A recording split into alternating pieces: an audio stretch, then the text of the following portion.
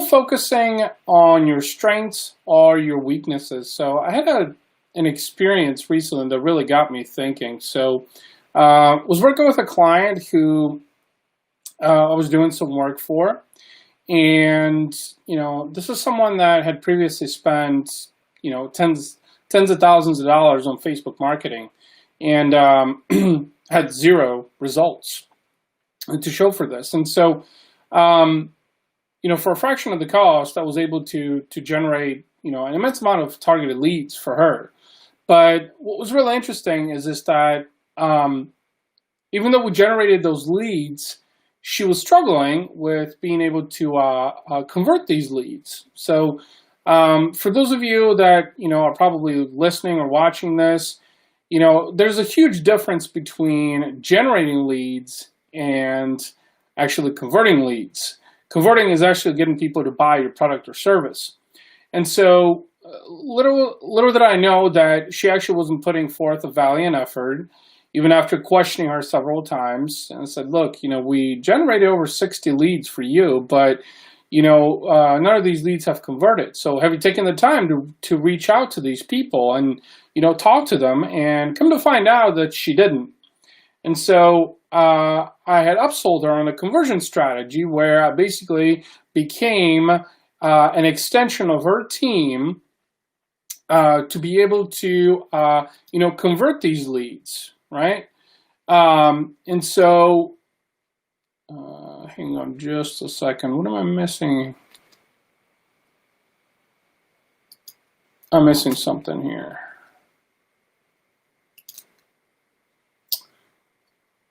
Okay.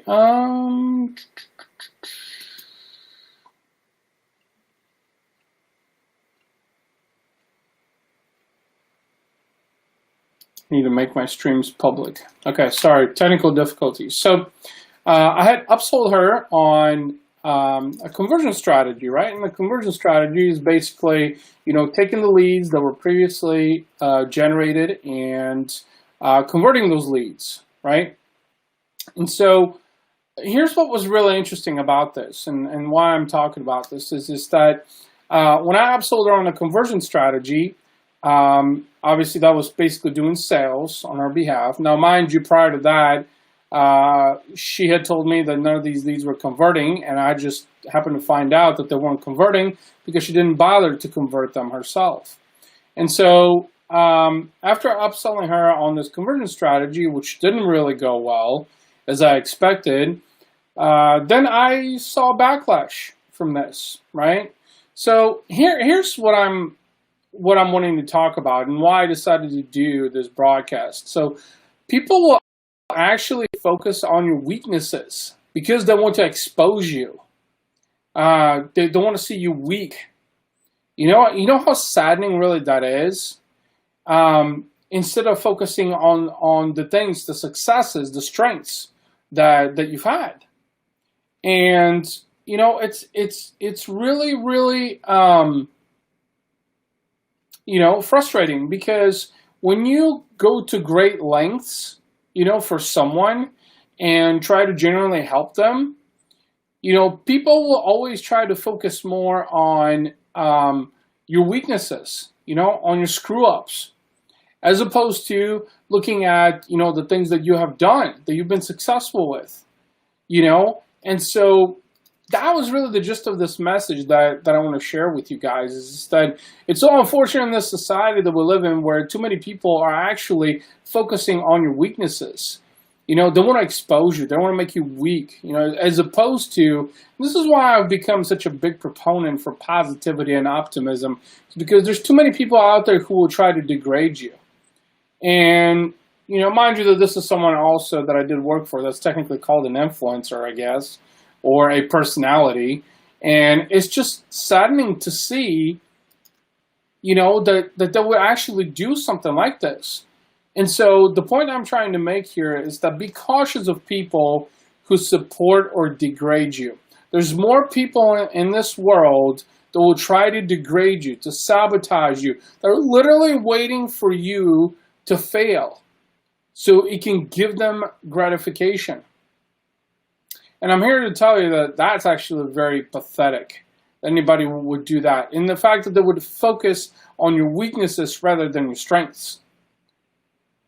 I mean, let's face it, let's be realistic here. Are we all perfect? We aren't. We all have weaknesses. We all have shortcomings. That's called being a human being. We're imperfect. And this is probably one of the things that I hate the most when it comes to marketing specifically, is just that, everybody sees you as a savior, as an angel, as a solution-oriented person, as long as you're generating results for them. But what happens when things don't go your way? What happens when, you show a sign of weakness? What do people do? People try to degrade you even more. They try to push you off like you're on the side of the sidewalk, on the curb, instead of trying to uplift you and support you. And so, this morning something happened in my email that was just like really, just kind of made me questionable. And this is why I wanted to do this live, to tell you guys that be cautious of people who appreciate your strengths or your weaknesses. Now, some of the most supportive people out there will support both your strengths and your weaknesses, because they're not just looking at you, like the perfect you. They're looking at the person that needs improvement, the person that has shortcomings, because they understand that they are a human being themselves as well. And so harping on your weaknesses is actually very pathetic, that someone would do that. And so just be cautious about those kinds of people out there. Be cautious about who's in your network. Be cautious about, how those people make you feel. Do they support you? Do they uplift you? Or are they going to degrade you? Are they going to tell you that you're going to fail? And are they going to harp on you at the first instance where you have a shortcoming? I mean, it's ludicrous, to be honest with you. It really is. I can't believe that someone would actually have the conscience to do something like that and harp on your weaknesses, because you damn well know that they're imperfect. And if you did that to them, they wouldn't like it.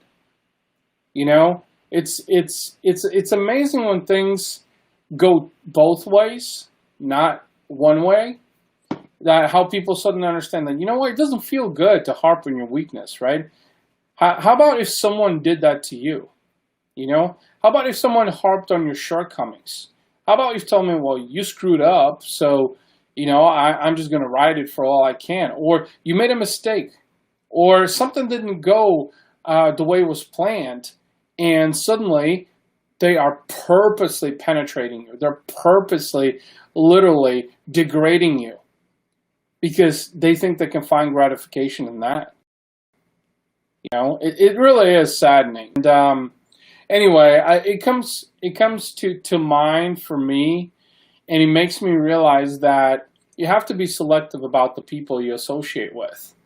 And the one thing that I have learned is that the most supportive people, the most positive and optimistic people, the people who genuinely care, are the ones that are going to be there in the good times and the bad times, that are going to be there to help you through your shortcomings and the unexpected and the unforeseen, not only when everything's going great, and so that was an interesting lesson this morning for me, that I wanted to talk about, because it's saddening. I mean, people will expose your weaknesses. They will harp on them, They will try to find gratification in that, to try to belittle you as much as they can. And it really is saddening. I mean, one of the most unfortunate parts for me, in the marketing space is that, I run into these kinds of people all the time. I run into to people who, they appreciate you as long as everything is going their way, as long as you're performing, But when you're not performing, whether it's intentional or unintentional, based on things that can either control or you can't control, then immediately they're going to find a reason to degrade you. Immediately they're going to find a reason to say, well, you're no good to me. You've performed thus far for me, so now you're no good to me. there's no longevity in that. And I think it's from a business standpoint, you know, the way most people look at it in business is the fact that, look, as long as you're performing, everything's great. You know, as long as you're helping, you know, a prospect, a customer, I should say, you know, generate leads and generate business, they love you. But if you're not, then they don't, you know, whether it's in your control or out of your control, you know, and that's where I think a lot of people make assumptions. So, you know, be cautious about people, the type of people you surround yourself with. I personally surround myself with people who understand that I have shortcomings, whether they're intentional or unintentional, and understand from the beginning that I am every bit of imperfect. And that might cost me, you know, and I've come to accept that. So that's really the key message I want to share with you guys here. You know, it's just be careful, you know, about the type of people you surround yourself with. Be careful, you know, and become better at judging character and personality, because I think, you know, that's probably one of the biggest determining factors that one can do, you know, and really, you know, you're really spending time getting to know people, you know, and seeing what they're really about. I mean, they're going to support you when things get bad, or, you know, are they going to, you know, let you sink with the ship, so to speak, you know, because they're unwilling to lend a hand. And so, you know, that is, that is a differentiating factor here. I mean, that's really all I wanted to share. I mean, I'm not saddened by it, I'll tell you that. It was just another learning lesson that kind of showed me that, you know what, just be more selective about the type of people that you surround yourself with. It really what it comes down to, because people can be deceiving. I will tell you that. I have learned this multiple times, and this is no different. In fact, I'm just becoming more cognizant of the fact of, you know, and be more self-aware about how deceiving some people can be. So that's all I got. Thank you guys so much for joining me. Hope you guys have a great rest of your Monday, and I'll talk to you soon. Bye-bye.